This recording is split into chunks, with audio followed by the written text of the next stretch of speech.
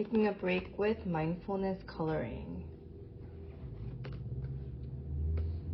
We're using this book and using the 72 colored pencils. I'll put a link if you want to know where I bought it. So today we're going to do this one.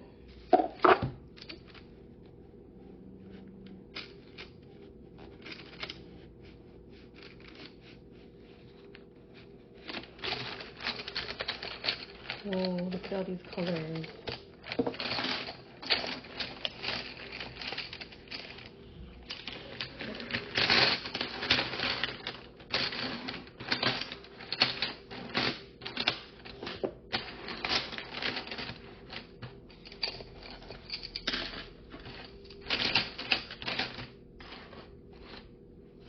Okay.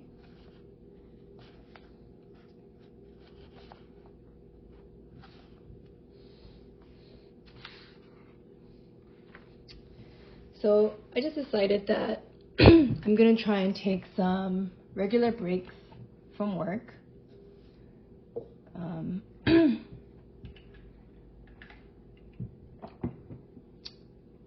And I just thought that I would give coloring a try.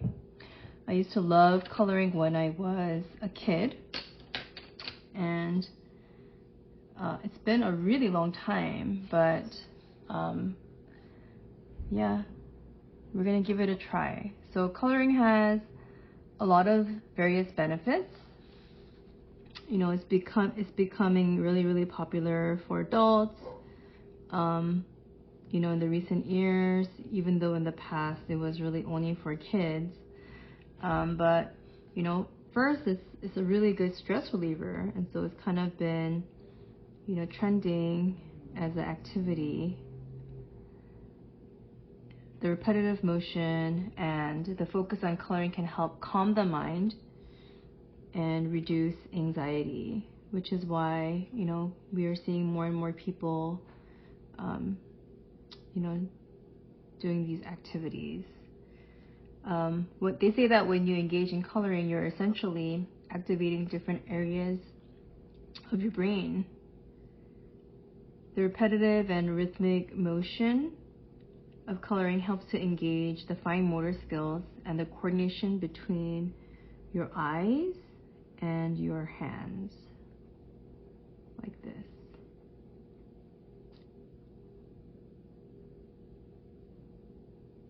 This can be a form of mindfulness similar to meditation, since it encourages you to be present in the moment.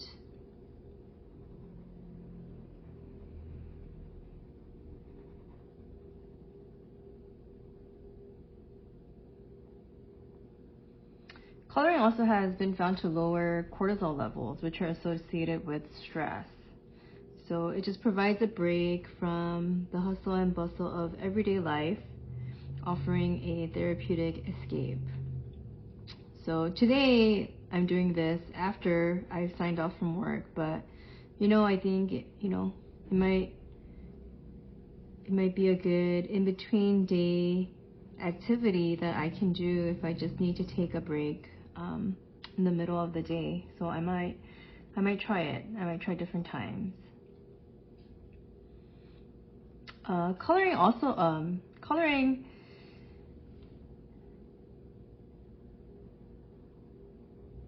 you know, in a way, it's like giving your mind a mini vacation, allowing you to recharge and come back to your tasks with a very fresh perspective.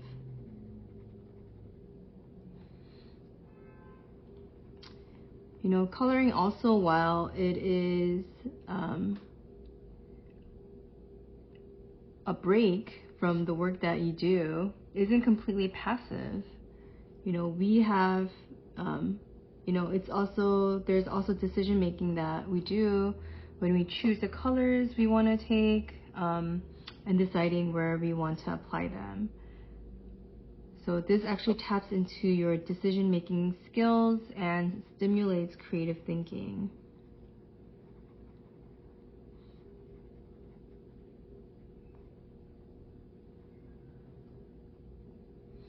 It's a process that allows self-expression and exploration of color combinations, fostering a sense of accomplishment and pride in your creation.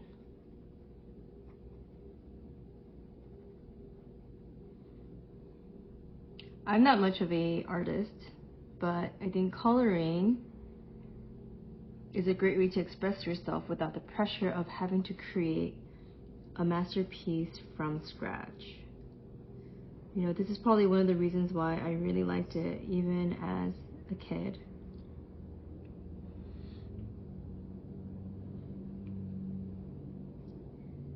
Yeah, it's interesting because I think it allows for us to kind of be nostalgic as well, right? Thinking about the time that we used to color books with crayons as a child.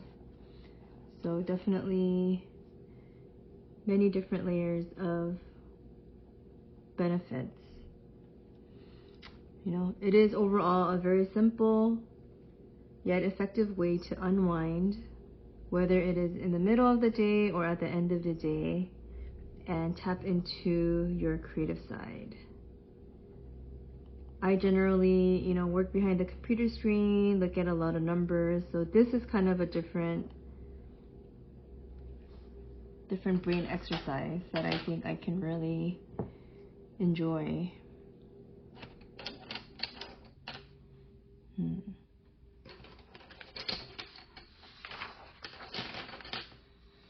You can actually make, coloring a social event as well. If you want, if you don't want to do it by yourself all the time, you can create a social event, invite, bringing people together in a relaxed and enjoyable setting. It's a simple pleasure that transcends age and can be enjoyed by individuals and groups.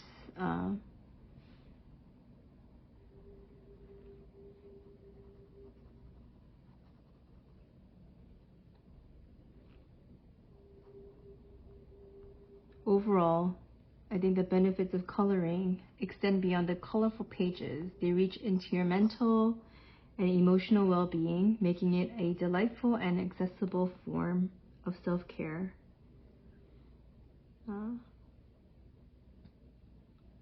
So it is my first day, but we will see how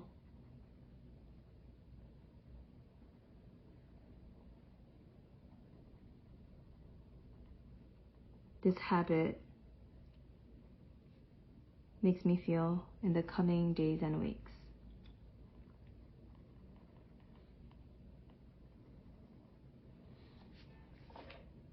I'm going to turn on some relaxing music for you to enjoy while I color, and then in a little bit I'll be back with some fun facts about wolves.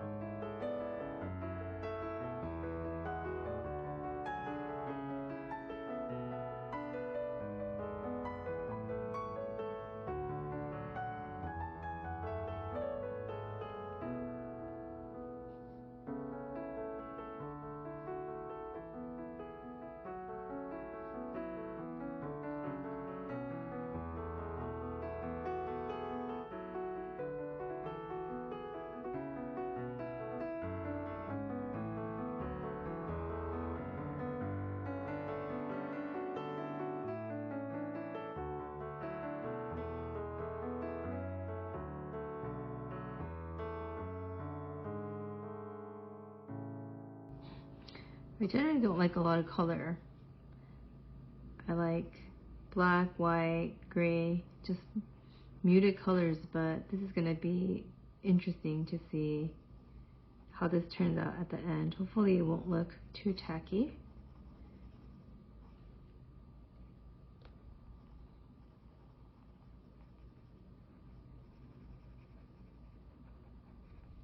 This purple and yellow is in tribute to the Lakers.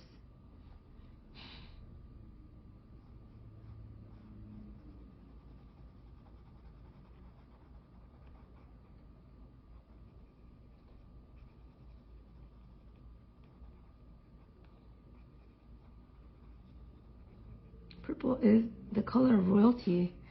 Did you know that? That's why robes are always in purple.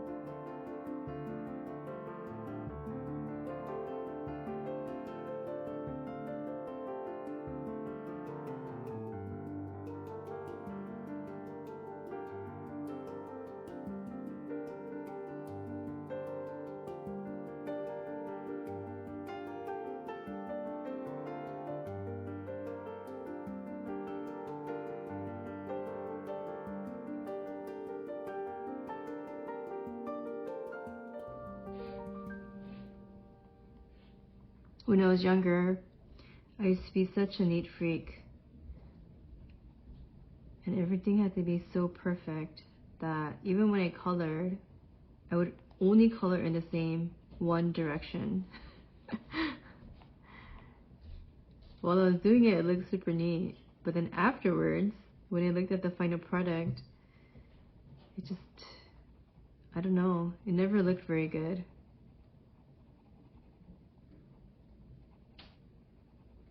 If I think about that, I've definitely changed a lot as a grown-up.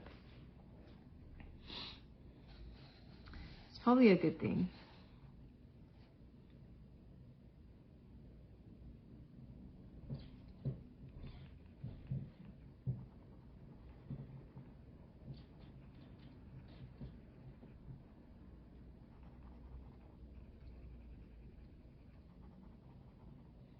And colors have a lot of meaning, but I don't know all of it. I should definitely look into it. Maybe. We'll see.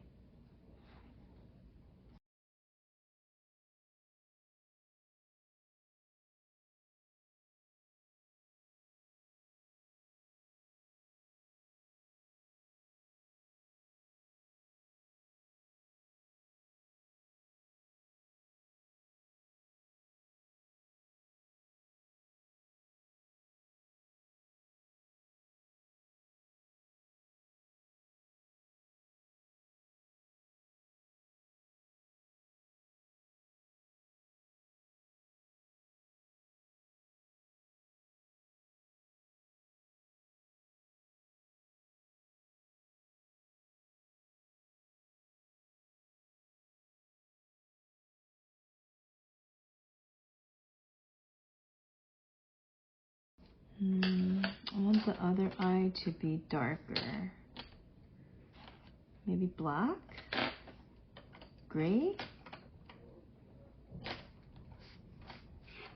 I think I want it to be black.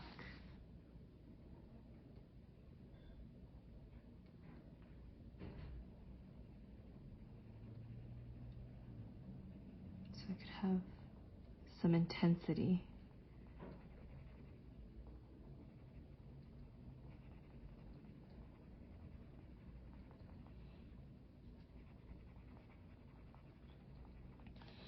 So when I first looked at this picture, I was like, is it a wolf or is it a coyote? And I looked it up, but the differences that Google told me were more about like its size, but this only shows the face, so it's hard to tell. But I think it's a wolf. So we'll go with that. Wolves are supposedly very fascinating creatures.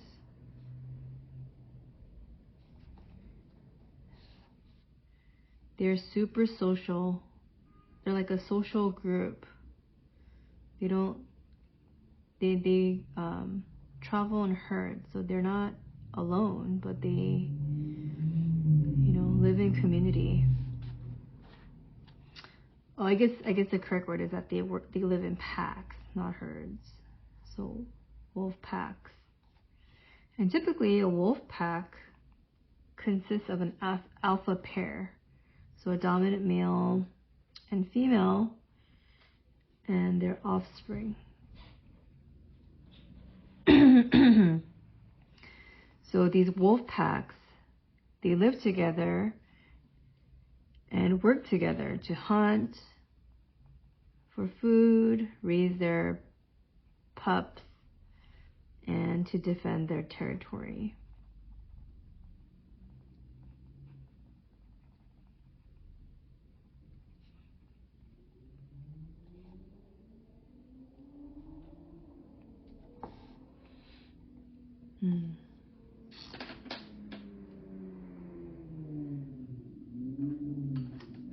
And wolves are known for their howling, which serves a number of different purposes, such as communicating within the pack, marking their territory, and coordinating during a hunt. And their howls are so loud that they can be heard from miles away.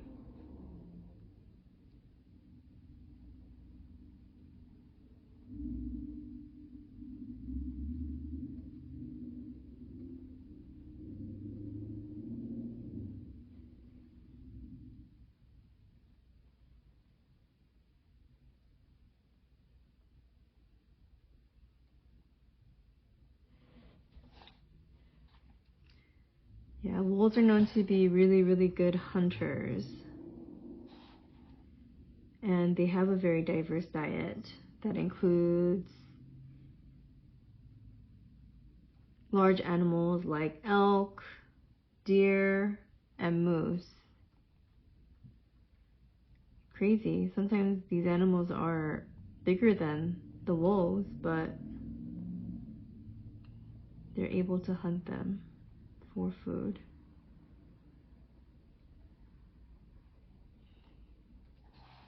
Yeah, despite their, fearsome reputation, wolves play a really crucial role in maintaining a balanced ecosystem by controlling prey populations.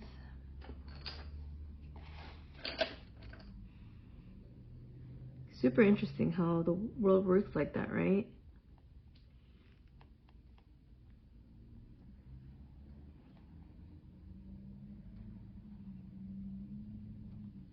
We all have to cohabitate and coexist, but then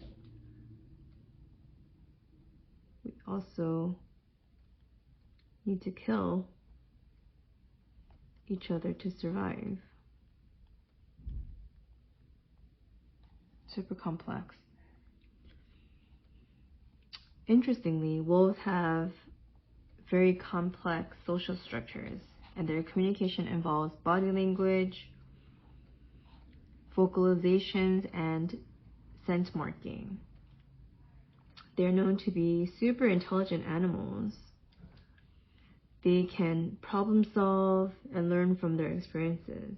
So, they are continually evolving to become more efficient in their living.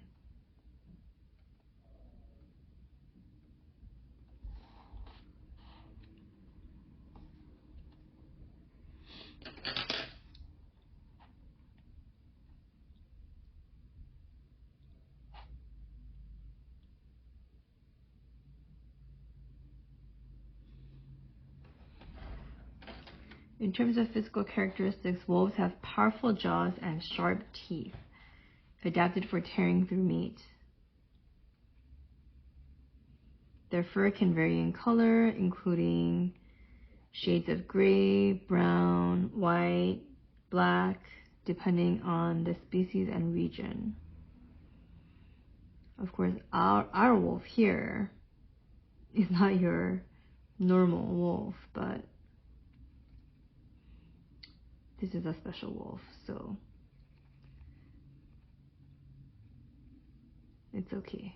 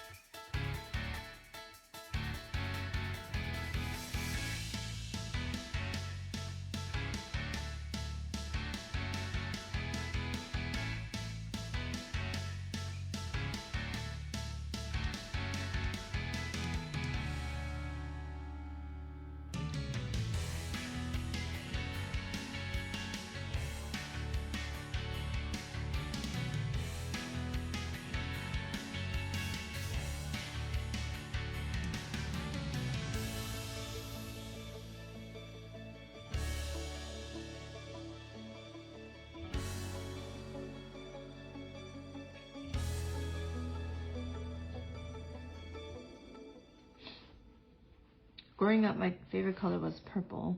I have no idea why. Now it's not such a favorite. It's okay, but I don't really care that much for it.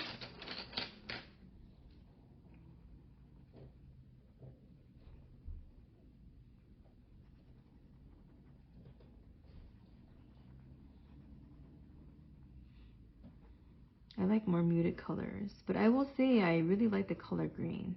Not like super bright, but kind of like that. Like that muted color. I don't know what the proper name for it is, but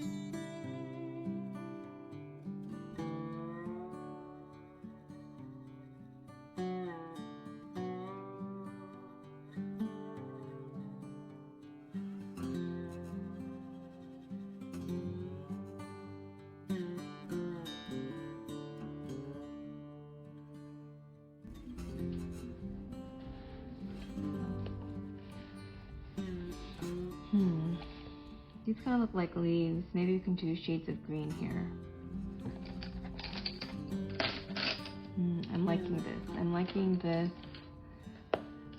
color combination. Makes it a little bit less stressful. Wow, look at all these greens.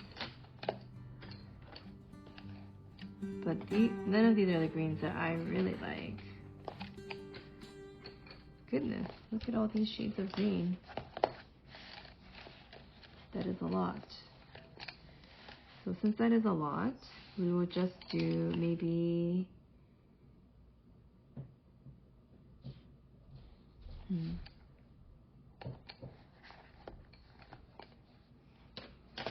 let's do 2 at a time.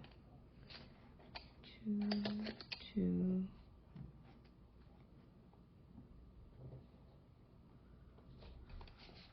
like this. And leave this out for now.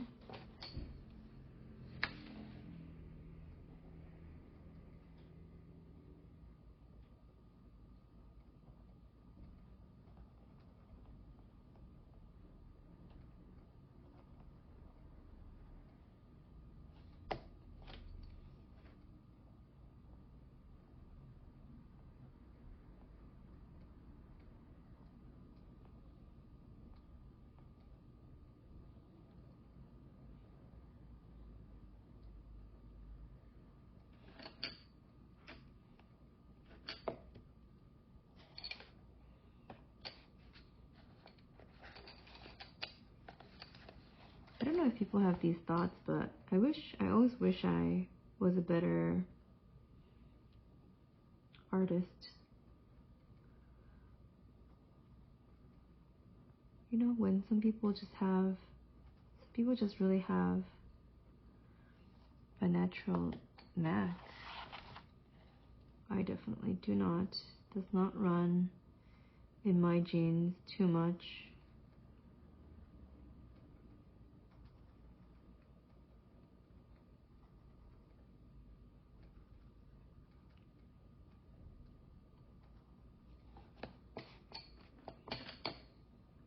Not too bad though, right?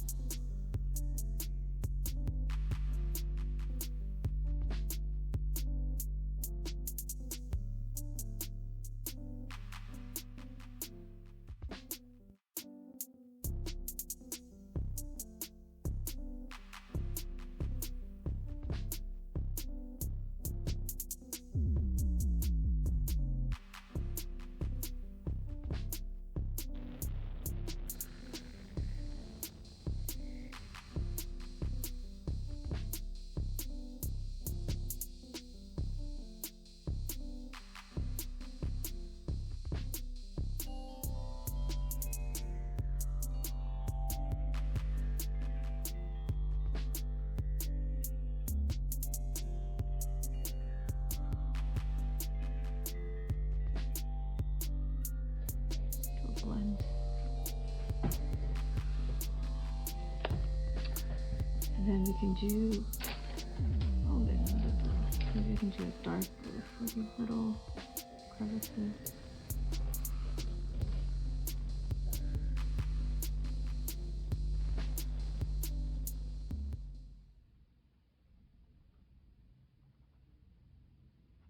Man, can you imagine seeing an animal this many colors? Don't think I would know what to do. I would definitely not be as scared, right? Because it's just so colorful.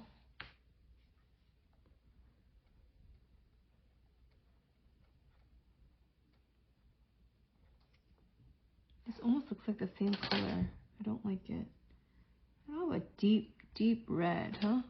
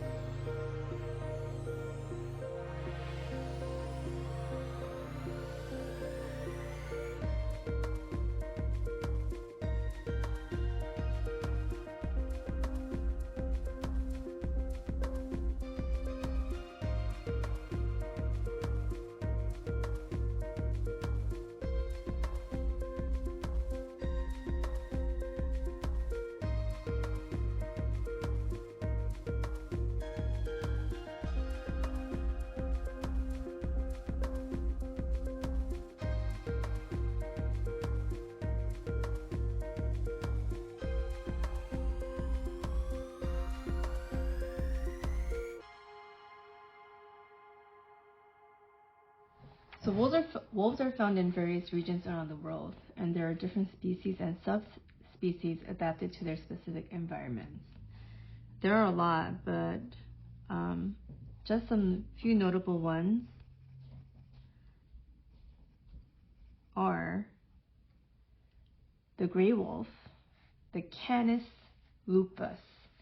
This is the most widespread species of wolf and can be found in a variety of habitats across North America, Eurasia, and the Middle East.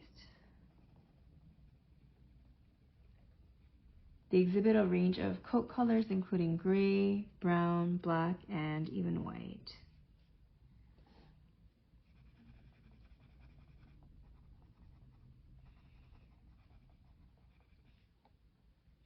And then there's the Arctic wolf, known as the Canis lupus arctos. They are adapted to the Arctic regions of North America and Greenland. These Arctic wolves have a white coat that provides camouflage and snowy surroundings. So they've adapted so that they can be safe in those regions with a lot of snow. There is also the red wolf, Canis lupus rufus. They are native to the southeastern United States, and the red wolf is critically endangered. It has a reddish-brown coat and is smaller than the gray wolf. I guess it's because, I live in the western region. I don't think I've ever seen a red wolf before. Then there's a Mexican wolf, Canis lupus bailey. These are found in the southwestern United States and Mexico. And the Mexican wolf is a subspecies of the gray wolf. It has a smaller and more slender build compared to other gray wolves.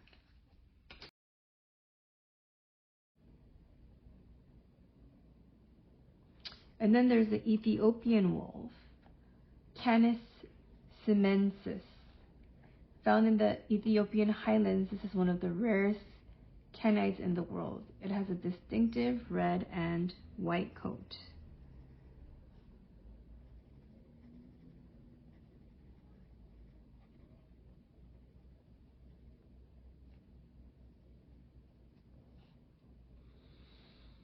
And then there is the Indian wolf, Canis lupus talipes. Native to the Indian subcontinent, the Indian wolf is smaller than the gray wolf and has a tawny or reddish brown coat.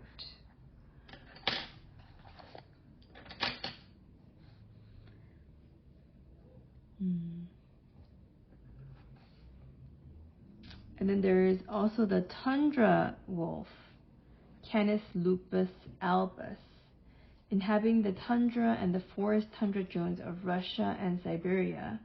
The tundra wolf has a lighter coat color to blend in with its snowy surroundings.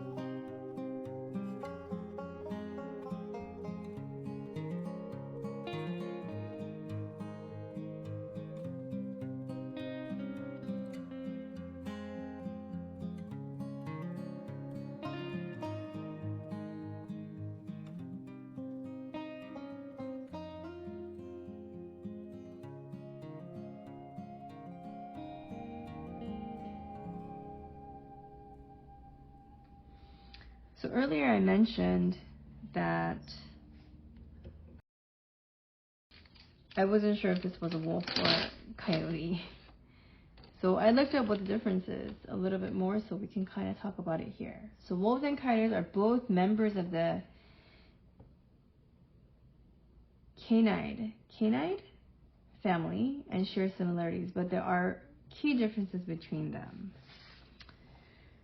So as I mentioned earlier, one of the key differences is in size. So wolves are generally larger than coyotes. Wolves typically have a more robust build with longer legs and larger paws. And adult wolves can weigh anywhere from 50 to 130 pounds, depending on the species and the region. Coyotes, on the other hand, are smaller, usually weighing between 20 to 50 pounds. So, yeah, the largest coyote is similar to the smallest wolf. Also, while both wolves and coyotes can exhibit a range of coat colors, wolves often have more varied color palette, including shades of gray, brown, black, and white. Coyotes typically have a gray or reddish-brown coat, and their fur may have a more uniform color.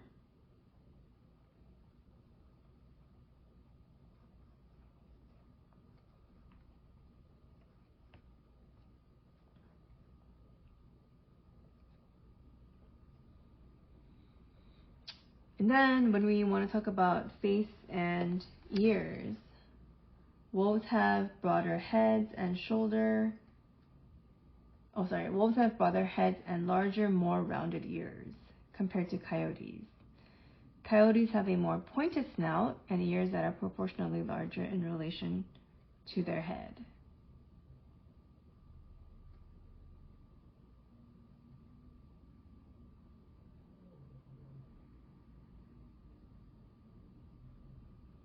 I think this is a wolf, considering that the ears seem pretty proportional to the face, unlike a coyote. Also, we talked about pack structure earlier. Wolves are known for their complex social structure and often live in packs with a defined hierarchy. Coyotes are generally more solitary, although they can form loose family groups. But you do see the lone coyote, whereas you won't see that very often with wolves.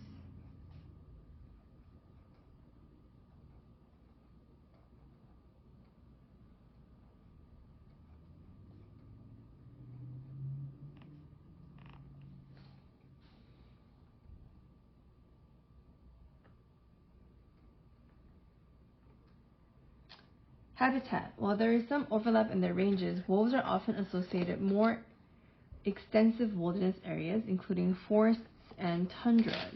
Coyotes are more adaptable and can be found in a variety of habitats, including urban areas. Oh, that's very interesting to know. So I went hiking the other day. Well, not the other day, but went hiking, a few months back, and we did see a wolf-like, coyote-like animal. And we weren't really sure what it was, but I think it might have been a coyote, because it was not that big. It was kind of more the size of a dog, but it had a very pointed snout. And yeah, it was in more of an urban area, so it must have been more likely a coyote. And both wolves and coyotes are known for their vocalizations, including howling. However, there are differences in their howls.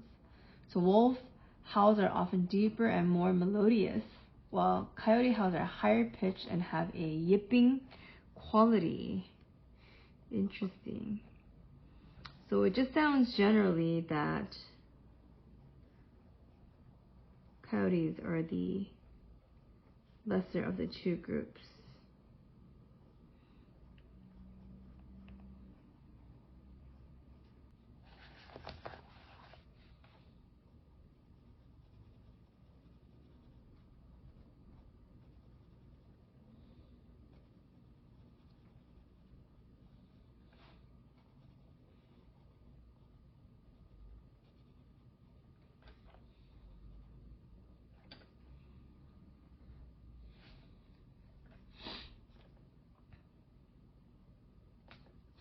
I think I like this color. Let's do this color for the...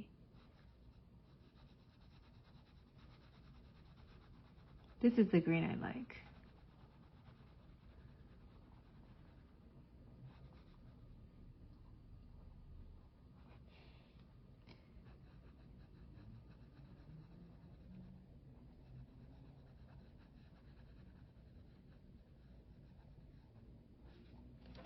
We'll use this as the outline.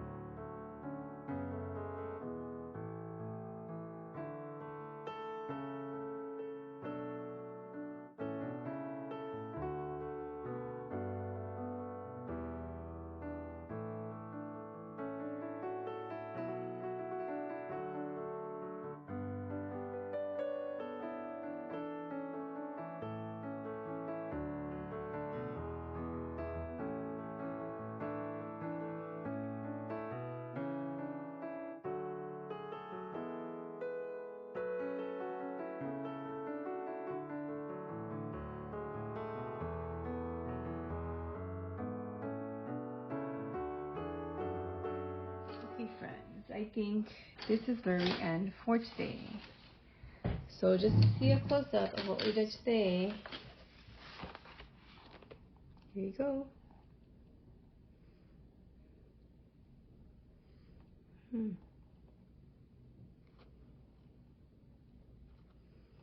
Well, till next time.